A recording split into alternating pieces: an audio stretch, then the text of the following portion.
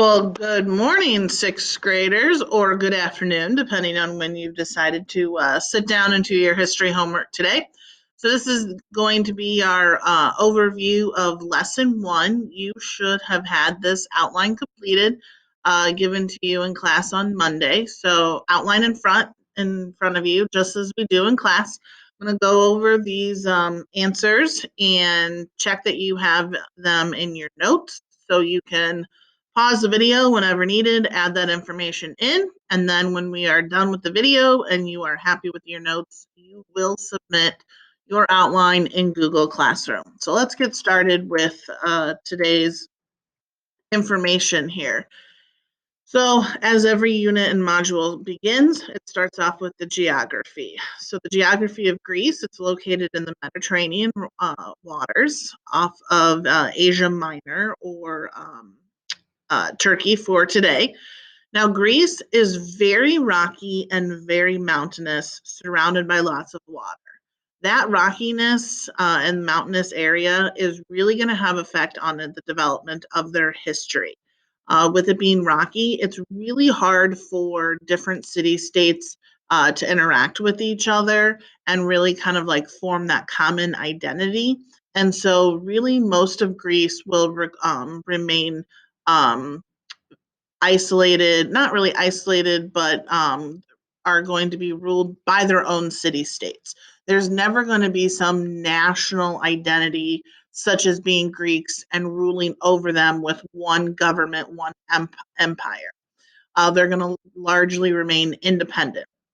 It is located on a peninsula, and so it's surrounded by water on three sides, and lots of other peninsulas make it up. And so, as I've already said, each of the cities, villages, they will remain separate from each other because of the mountains. Very little farmland that is going to be in that area.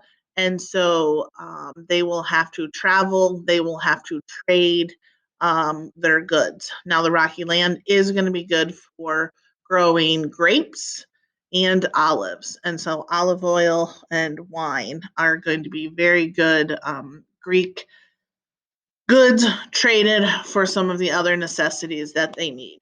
Obviously, being surrounded by water and everything, um, building boats and traveling on water will be very difficult to them because they can't travel very well on the rocky terrain or soil.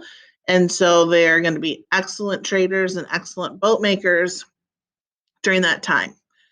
All right, so the original Greek history idea actually begins on Crete, which is an island south of what is mainland Greece today, out in the Mediterranean. The original civilization that will be there will be called the Minoans, and they were the best, obviously, shipbuilders of their time. Being on an island, they will have to sail and get other goods. We don't know exactly what happened, but they believe that a volcano erupted in the 1600s BC. So this is very, very early that would have ended their civilization. The next group of people that are going to exist are called a group called the Mycenaeans. These are the early Greeks. Eventually, their culture will develop into Greek history, but historians see these two groups as a little bit different. They are the first ones to speak Greek. They will build fortresses and things like that over mainland Greece, their capital city being Mycenae. Here's a picture of what historians think that Mycenae looked like. So this is the capital fortress area, very well developed, very intricate. And so this fortress obviously still does not exist today, but based on the foundation and things like that, this is what they think of. So very good builders, but does still not exist today. They are going to set up colonies, so other city-states, other cities that they will colonize around the Mediterranean Sea so that they can train and trade with them, get other goods and things like that. And then they will attack other kingdoms. The very famous Trojan War is going to be linked to Mycenae. This group of people will go to Troy and attack them, and we'll talk more about that story later on in this module. At the end of this civilization, they're going to be plunged into a dark age. Dark age is going to be a period of decline. There's going to be not a lot of production of documents of goods and things like that that we know about the time period. So we're largely in the dark.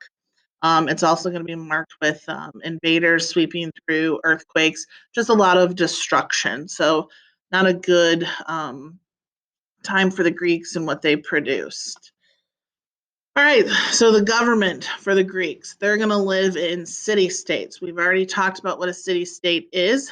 Their cities are going to be called polises. Okay, the Dark Age, we have no written records for them, but we know that this is what's going to develop.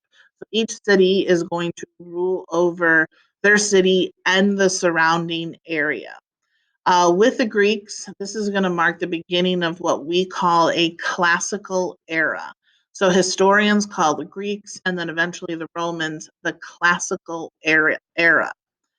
Um, Life is going to be all surrounded around that city state.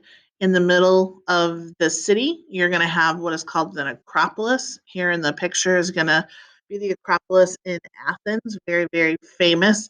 It's going to be a high fortified area on top of a hill. And on the top of this Acropolis in Athens is the the Parthenon, which is going to be the temple dedicated to Athena, obviously the god of Athens.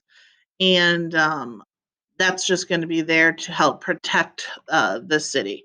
Athens, most city states will have them. Athens is obviously the most famous.